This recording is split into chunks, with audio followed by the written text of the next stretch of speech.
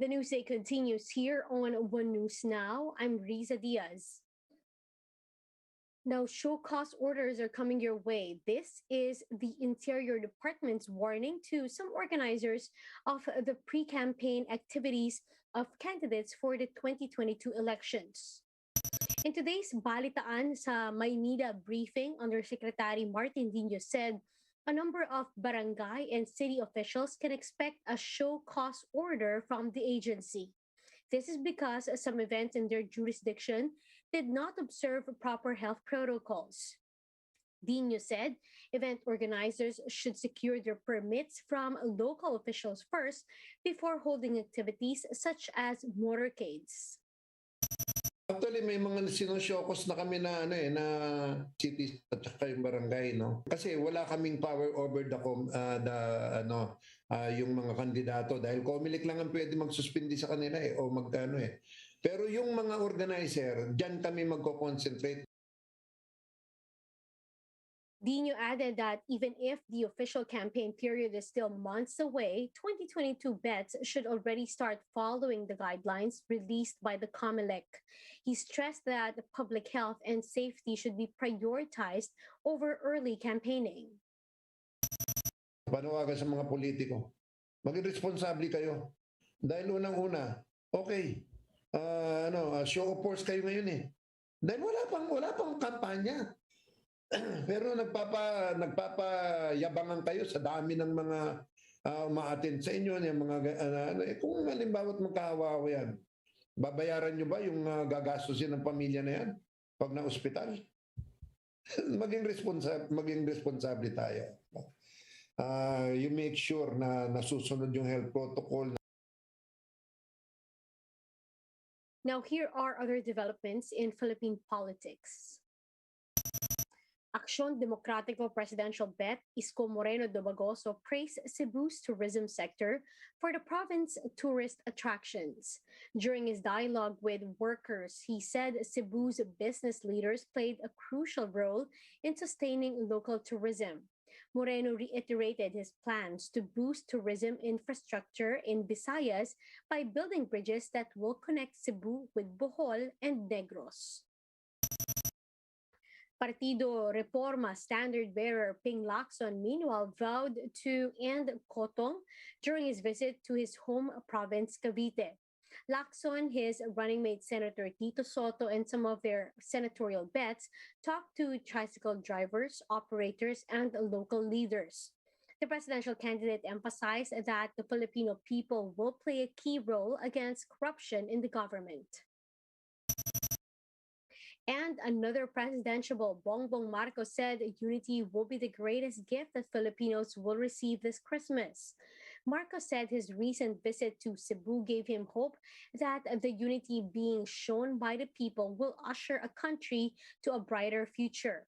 He is running for the 2022 elections with Davao City Mayor Sara Duterte under the so-called Uniteam from different political parties.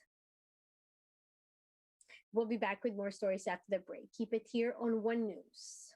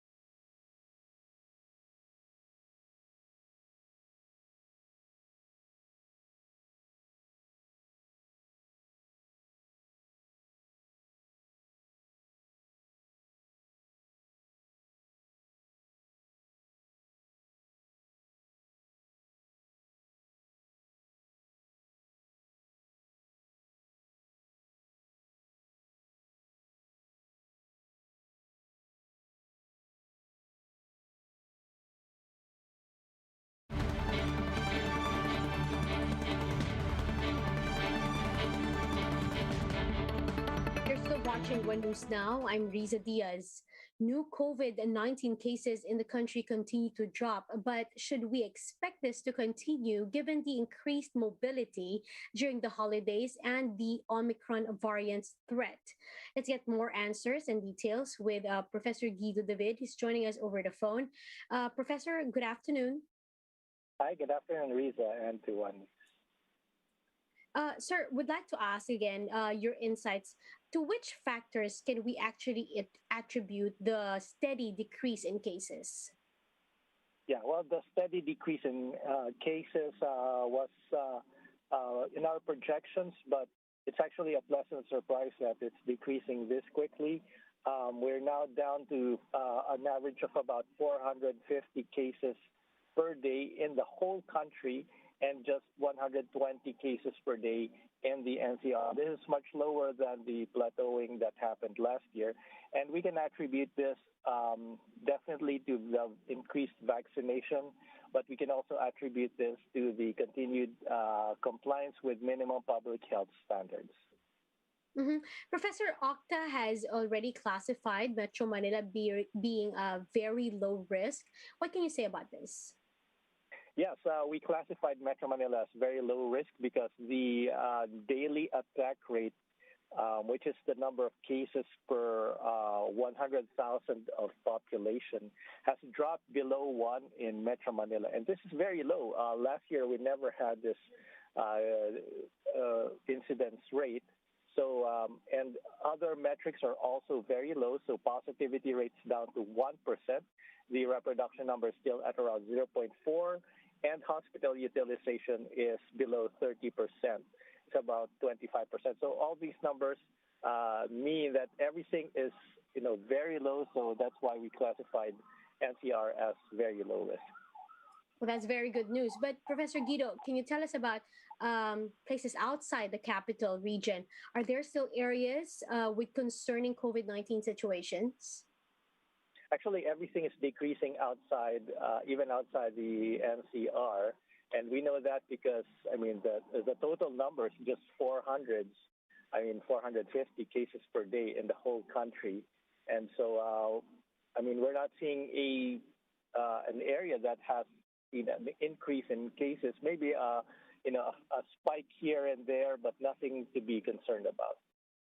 Mm-hmm. Professor, on the flip side of things, how soon do you think the holiday mobility, plus of course the Omicron variant, will come to play when it comes to, again, the numbers of COVID-19 cases that we have? Well, regarding the holiday mobility, it's not super concerning right now because we haven't seen a spike in cases, even though mobility has increased. Now, we are actually more concerned about this Omicron variant that everyone is talking about.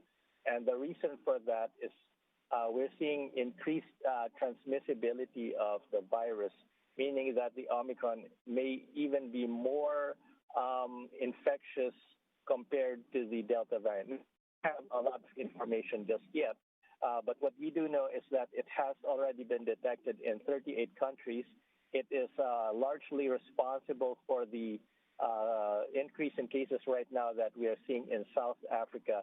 And it's also possibly the driver for the increase in cases in other countries, but we don't know that yet. So we're still waiting for more information. Right now, only 200 plus cases have been identified outside, all over the world. So it's a concern because we do have travel restrictions, but it's all over the world. It's in 38 countries. And if it manages to get in here, it may cause some disruption in our economic reopening. Mm-hmm. Professor, given that information, plus again, the mobility or the increased mobility now that the holidays are approaching, should we expect, let's say, a post-holiday surge just as bad as what we had the last year? Well, last year, actually, we didn't have a bad post-holiday surge. The surge happened around February when the Alpha and the Beta variant came in. We urge the public to continue practicing minimum public health standards and also, to practice caution even when public gatherings are already allowed. I mean, I know people will finally be having Christmas parties. We can't stop that. So there might be some spikes in cases here and there. But again, nothing to be overly concerned about. But we are concerned that if the Omicron variant manages to get in, it again it may cause some spike in cases or maybe an increase in cases. Maybe it won't be as bad as the Delta or the Alpha and Beta surge, but it will still disrupt our economy to some extent. So that's a little bit of a concern here.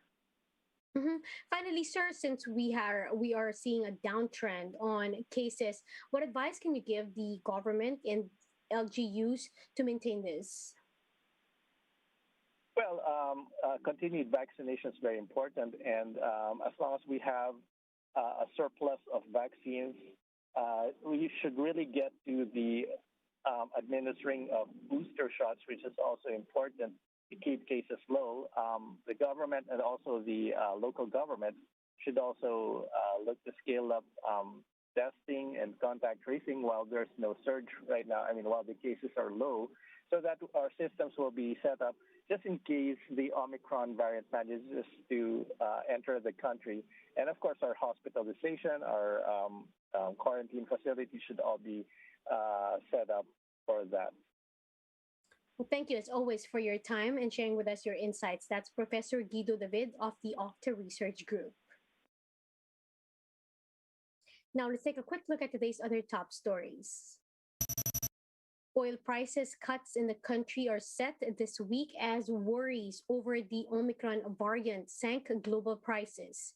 Unioil projects that diesel would go down by 2 pesos and 40 centavos per liter, while a 2 pesos and 30 centavos price cut is expected for gasoline.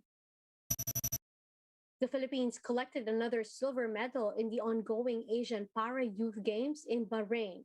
Now, this was after Leonard Sultan grabbed the silver in table tennis men's singles Class A. So far, the country has bagged 1 gold and 3 silvers in the competition. And Pag-asa recorded a 20.4 degrees Celsius air temperature in Metro Manila at around 6:15 in the morning today. This is said to be the lowest temperature logged in the capital this northeast monsoon or amihan season. Now, for more updates, visit News 5, The Philippine Star, and Business World Online. Visit our website, onenews.ph, for more in-depth analysis. You can also catch One News on Signal Play app. Register for a free account now, www.signalplay.com, and stream One News live anytime, anywhere. I'm Riza Diaz. Mask on, wash hands, and stay safe, Philippines. We are One News.